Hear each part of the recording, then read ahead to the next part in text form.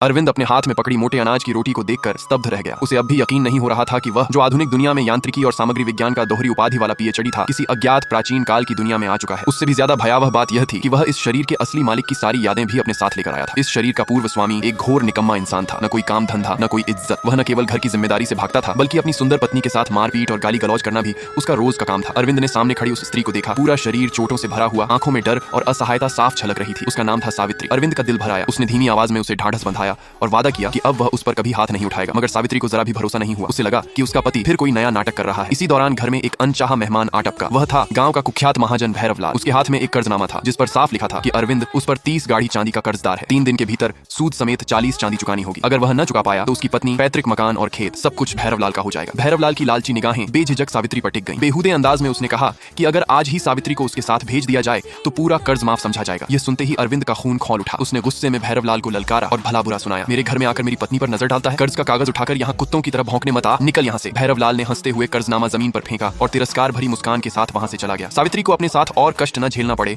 ये सोचकर अरविंद ने कर्ज चुकाने का रास्ता ढूंढना शुरू किया। उसने तय किया कि वह मछलियां पकड़कर उन्हें बेचकर पैसा जुटाएगा। इसके लिए वह अपने बचपन के मित्र मोहन के पास गया और उसे नशीली मछली घास खोदने में मदद मांगी। दोनों ने घास की जड़ें पीसकर उनका रस निकाला और नदी किनारे पहुंचे। अरविंद ने सारा रस पानी में उड़ेल दिया। कुछ ही पलों में चमत्कार हो गया। भारी भरकम मछलियां नशे में आकर पानी की सतह पर तैरने लगी। अरविंद ने झटपट उन्हें पकड़ लिया। यह तरीका इतना असरदार निकलेगा उसने खुद भी नहीं सोचा था। खुशी में उसने कुछ मछलियां मोहन को दे दी और बाकी लेकर घर लौट आया। सावित्री ने जब मछलियों से भरी टोकरी देखी तो उसे हैरानी हुई। उसे विश्वास नहीं हुआ कि एक पढ़ा लिखा आदमी इतनी मछलियां पकड़ सकता है। उसे शक हुआ कि मछलियां कहीं से चुरा कर लाई गई है। अरविंद ने कोई सफाई नहीं दी, बस चुपचाप ताजी मछलियां पकाकर उसे खिलाई। खाने के दौरान सावित्री के बार बार पूछने पर अरविंद ने बताया कि उसने मछली पकड़ने का एक नया तरीका खोज लिया है और अब घर में खाने की कमी नहीं होगी। अपने पति को इतना बदला हुआ देखकर सावित्री का मन अजीब भावनाओं से भर गया। पहली बार उसने उसके मुंह से तारीफ सुनी, तुम खाना खाते समय बहुत सुंदर लगती हो। 3 साल की शादी में यह पहला मौका था जब उसे अपने पति से ऐसा शब्द सुनने को मिला। अगले दिन ज्यादा मछलियां पकड़ने के लिए अरविंद ने अपने और मित्रों रघु, सूरज और नंदन को बुलाया। उसने सबको मिलकर मछली पकड़ने की योजना बताई और सूरज को कुछ अंडे उधार लाने भेजा। मित्रों को समझ नहीं आया कि मछली पकड़ने में अंडों का क्या काम। अरविंद ने अंडों का घोल